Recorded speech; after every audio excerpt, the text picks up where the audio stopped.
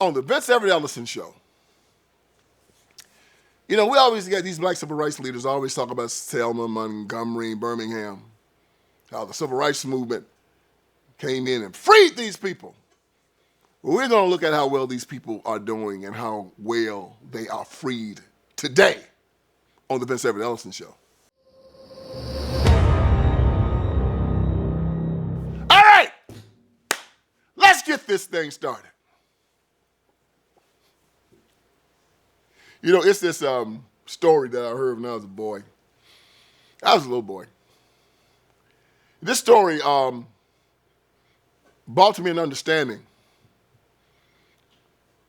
about giving power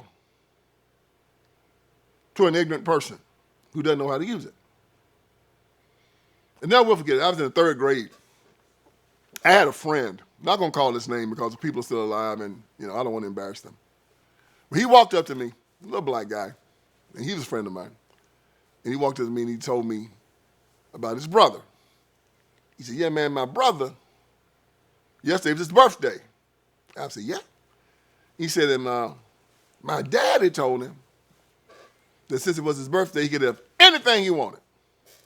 Of course, this caught my attention. Being a 9-year-old kid, somebody tells you that somebody has offered something, anything that they want, you obviously just interested in seeing what this guy chose.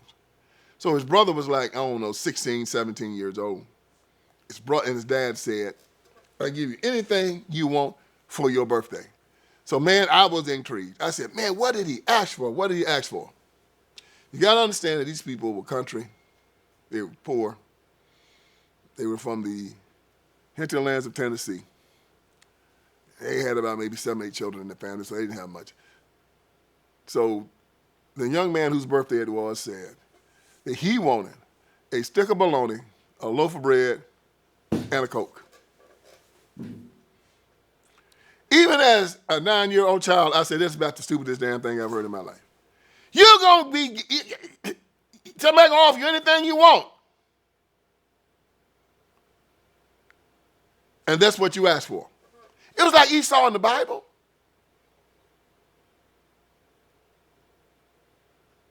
He'd been out hunting all day, hadn't found anything. He's hungry. Oh, he think he's going to die because he missed a meal. There's Jacob, sitting there cooking a bowl of pottage. Esau smells it. Jacob, give me something to eat. Jacob said, give it to you for your birthright. And this idiot sold his birthright for a bowl of pottage.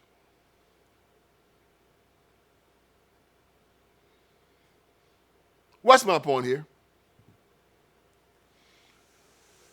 Black men were given the right to vote in 1870, 15th Amendment. Black women the right to vote in 1920 with the 19th Amendment.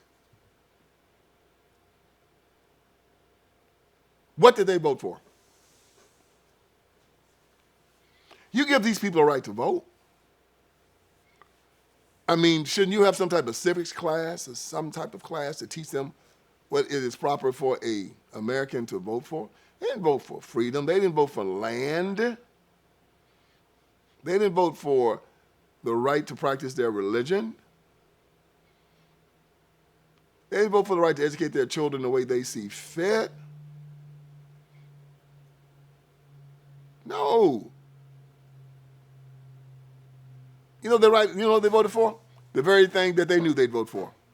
The very thing that the Marxists knew they were going to vote for because they did the same thing in Russia with the poor, the same thing in China with the poor, the same thing in Vietnam with the poor. They went and told the poor. They said they used their envy against them. They used their hatred against them.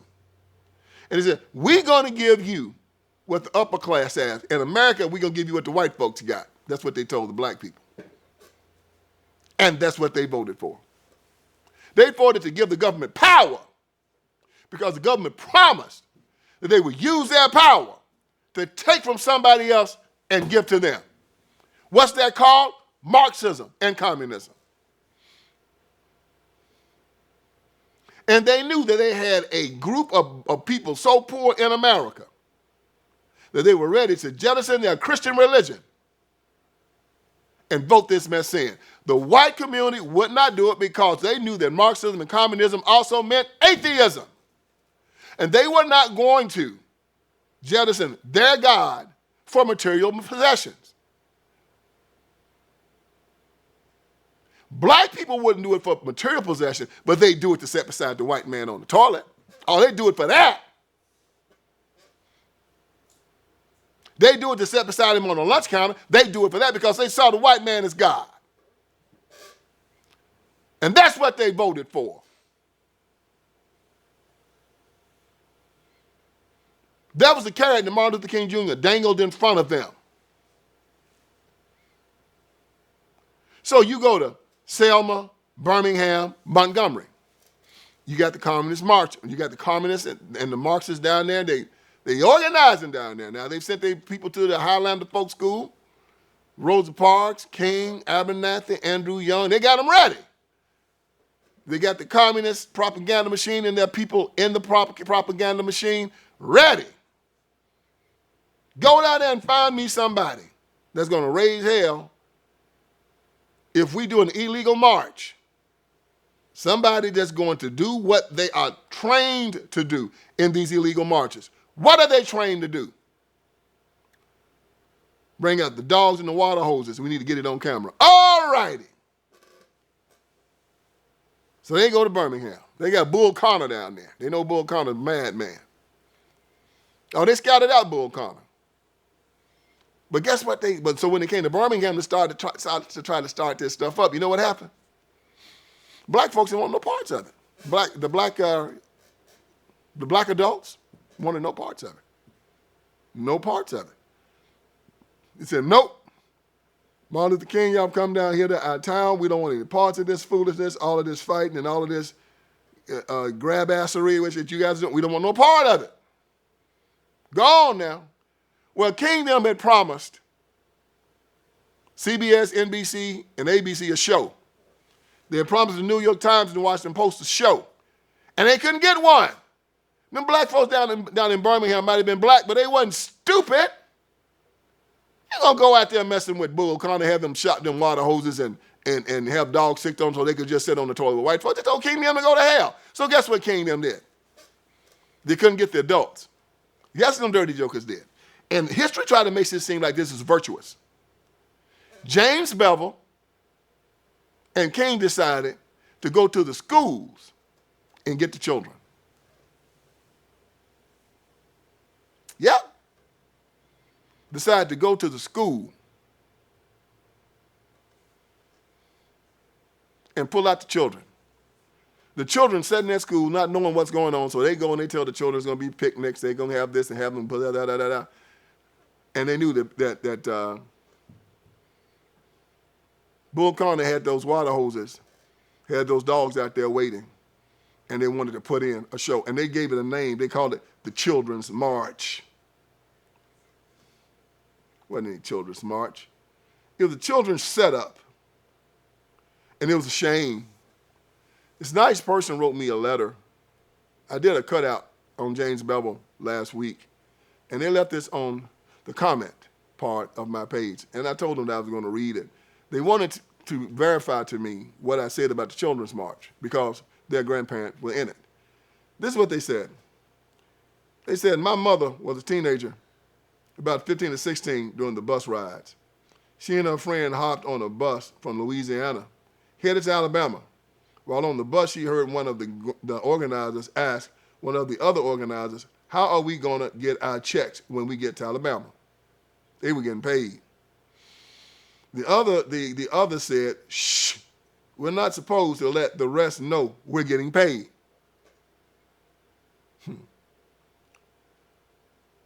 My mom didn't like that because they were taking the kids who were not getting paid. Now, the children weren't getting paid. They'd pick these kids up, so the ones that were getting paid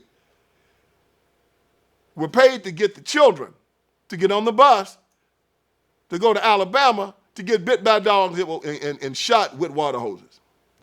So he said, my mom didn't like that because they were taking the kids who were not getting paid and putting them out front to get run down and bit by dogs, etc. So her mom was smart. My mom got off that bus in Mississippi, in the middle of nowhere, Mississippi, her and her friend, two teenage black girls, and went to the police station and asked if they'd contact my grandpa. The local sheriff, good old boy, told them, your dad is a good man, and I promise him I'll get y'all on the next bus back to Baton Rouge.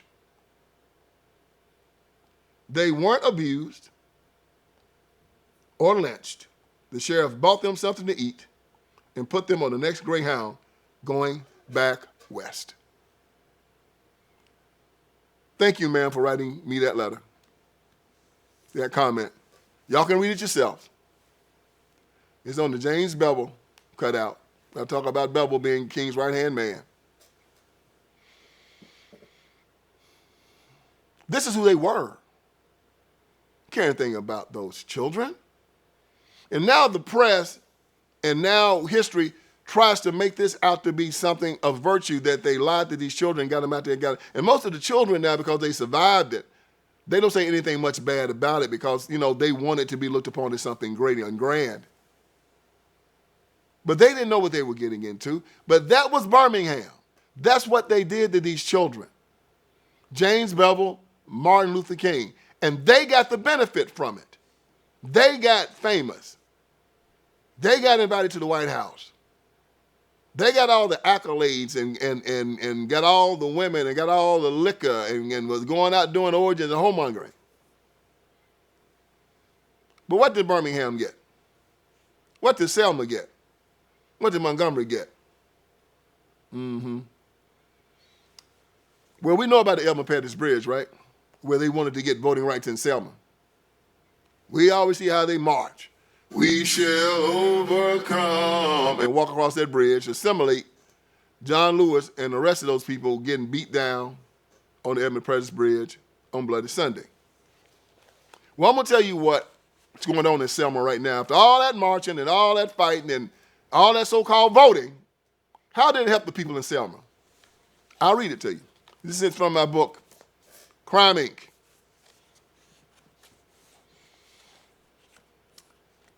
I'm going to read to you. Even the two seminal events of the civil rights movement, the Montgomery bus boycott and the beatings at the Edmund Pettus Bridge in Selma, Alabama, ended in failure. According to Columbia University educated journalist Charles Silberman, S-I-L-B-E-R-M-A-N, Charles Silberman, this is what Charles Silberman said: because of intimidation by and fear of white Democrats, by 1963, most Negroes in Montgomery have returned to the old custom of riding the back of the bus. So after all of that fighting, all of that boycotting, and all of those lawsuits, black people, because they feared white Democrats, started sitting back at the back of the bus voluntarily. Didn't do no good. This is according to Charles Silberman, a Columbia University educated journalist. So what was it all about, y'all? Everybody talking about the Montgomery bus boycott. Oh, they brought on the civil rights movement. Oh, they did all that. Black people went back to the back of the bus voluntarily. They said, set beside these white folks when all of us cut out to be.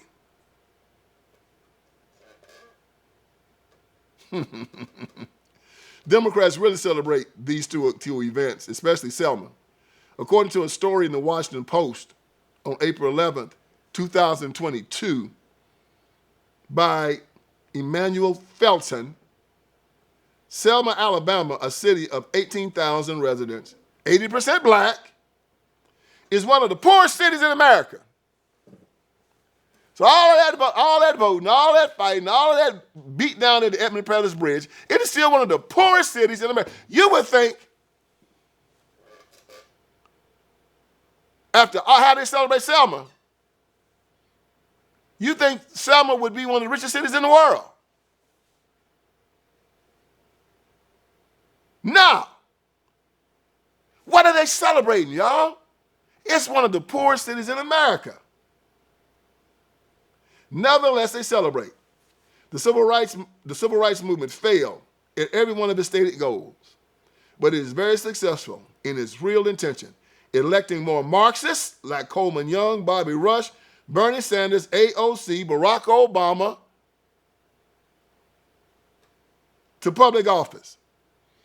This was the only goal that mattered. To add weight to that accusation, the same Washington Post piece reported. This is what it reported about Selma. It says, Joyce O'Neill, a retired social worker who participated in the marches as a teenager, says Selma's black community has never gotten what it deserved. Once the Voting Rights Act passed, that legislation was in place. Those who came into Selma to help get voting rights just left. And we were left on our own to deal with what came next. Democrats haven't even attempted to hide it.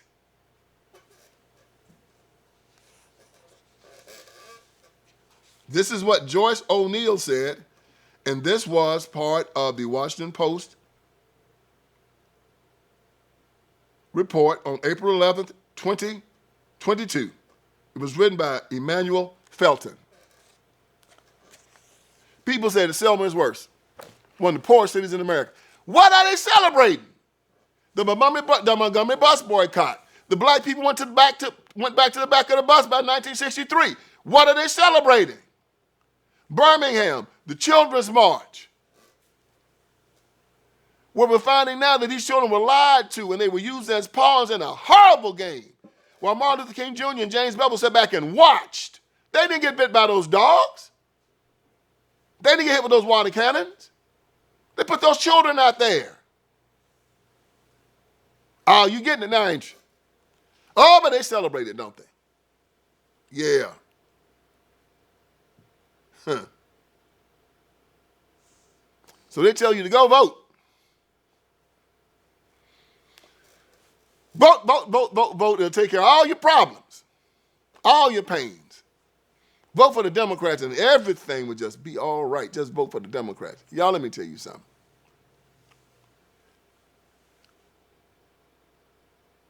Voting is 3-4 layers behind correcting the problems that you have in your life. You're going to vote yourself in a better job? You're going to vote yourself in a better education? You're going to vote yourself in keeping crime off the street? Voting to do some of it. But until you get what John Adams said back in place when he said after they had passed the Constitution of the United States of America, he said, this Constitution is designed for a moral and a religious people. It is wholly inadequate for any other. That's the key. Getting back to morality, getting back to the church, not this apostate black liberation theology mess that these Negroes are preaching in the pulpit right now, but these are the stupidest people that walk the face of the earth. The black church is dying.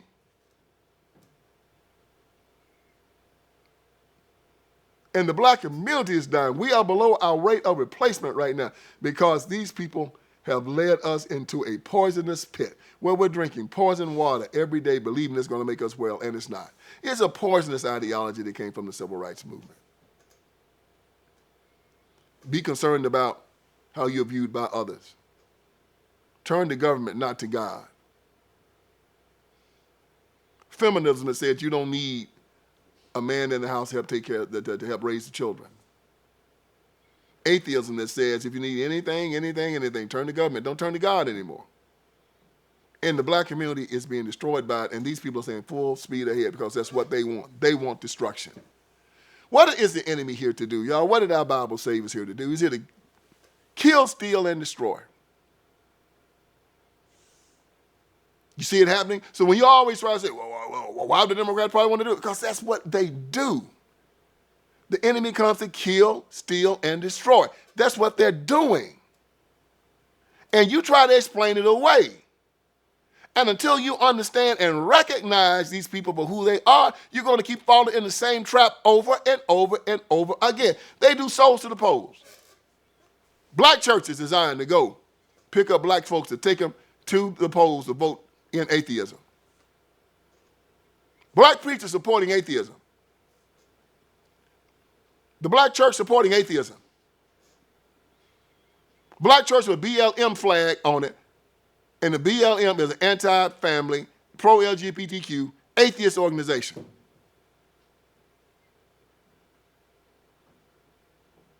Still voting for the Democratic Party after 220 years and not understanding that insanity is doing the same thing over and over and over and over again, expecting a different result. It means you're crazy.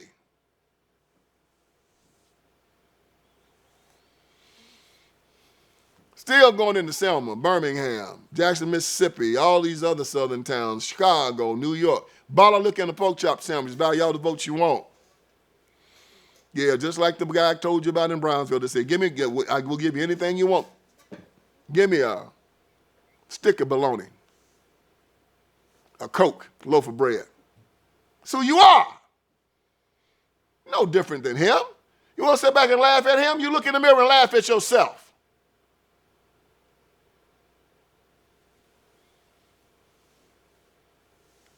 Black Democrats, no better than the old white masters. Same thing, use the same tactics. Same tactics. Back in the old days, back in the South, the Jim Crow era, to get the poor whites to vote for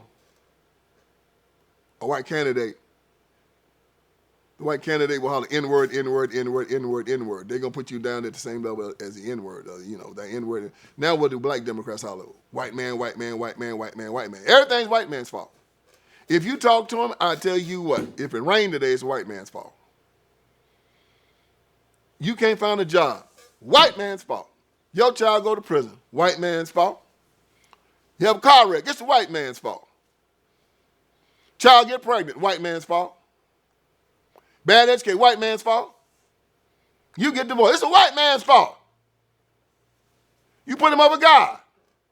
Everything. You ask a woke liberal, everything's white. So it's like the podcast I did last week with these woke professors.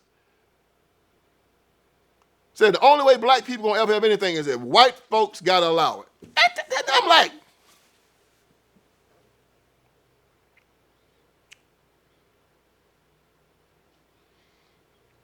that makes them superheroes. That makes them God. And as I said before, I don't need a government program to go out there and compete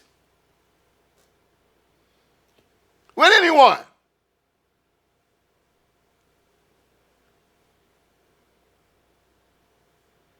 The black community at that time was tailor-made for Marxism, the Marxist vote. Full of envy, full of self-hatred, full of avarice, apostate religion. Black preachers have been terrible for a very, very long time.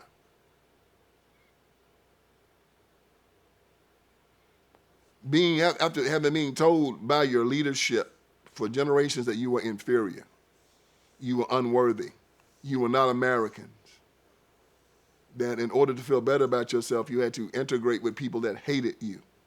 And I ain't talking about the good Christian white folks. Not them. The worst of our community. The KKK, the red shirts, the white vigilantes. You want to integrate with them. I'm watching this Spike Lee documentary about the 4 little girls. They got blew up at the church.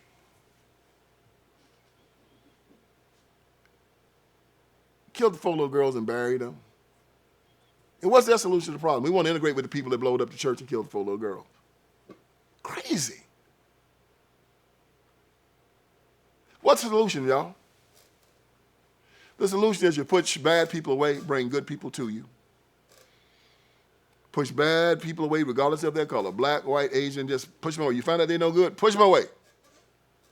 Bring good people to you regardless of their color. Black, white, Asian, Jew, Gentile, bring them to you, keep them close.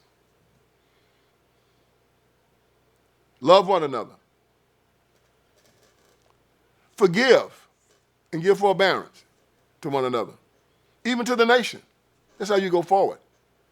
It's not retaliation. It's not screaming. It's not, I want retribution. I want revenge. I want my reparations. None of that's going to fix your problem. None of it.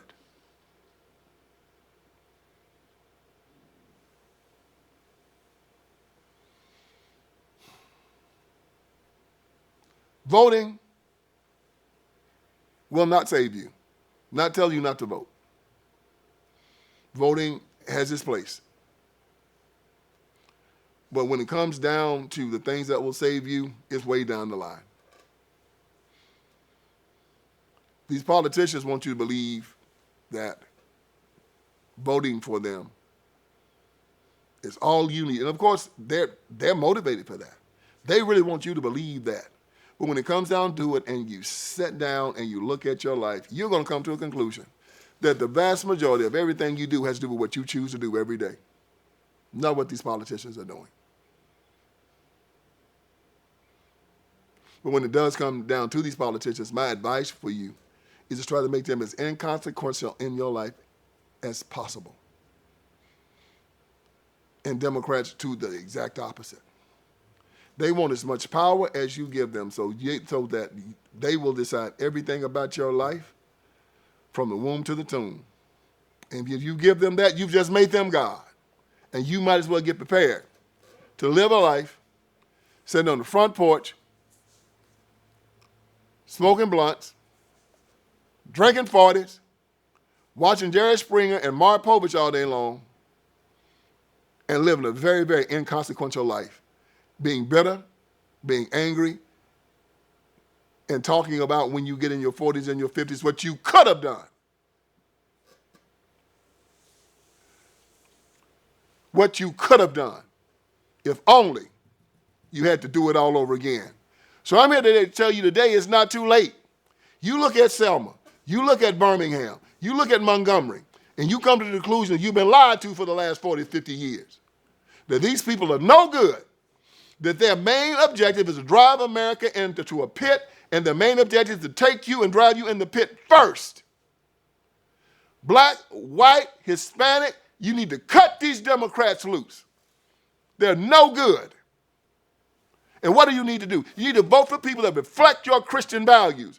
75% of white folks say they're Christian. 85% of black people say they're Christian. Vote to reflect your Christian values. Give your children school choice. Give yourself school choice. Keep the right to keep and bear arms. Seal that border so people come over here legally. Get the fentanyl and the drugs off the street. We lose 100,000 children a year to that terrible disease. Y'all know what to do. Now do it. Because every week I'm going to be here to wake you up. Hope I did you some good today. So join me again next week for the next Vince Everett Ellison show. All right, friends, Vince Everett Ellison is here. I want you to go to my website. And on my website, you're going to see a lot of great stuff, man. You're going to see that we got t-shirts, we got caps. You got my books, my documentaries. You got all kinds of stuff on VinceSpeaksTruth.com. Go there. We're dropping new t-shirts. We're dropping new merchandise. My new book, The End of Tolerance, is there. The End of Tolerance. Make sure you get it. Make it #1. If you got my first 3, get The End of Tolerance. It's just as good. And it's telling us we have to end our tolerance with these leftists, these Democrats. We can no longer allow them to sexually groom our children. We can no longer allow them to castrate little boys and call them little girls, run God out of the public square, take away our guns, take away our sovereignty. No longer allow it. So go on VinceSpeaksTruth.com. That is VinceSpeaksTruth.com. Hit merchandise. You'll see the t-shirts. You'll see the caps. You'll see the books. You'll see the documentaries. You'll see it all. And let's keep this ball rolling. God bless you.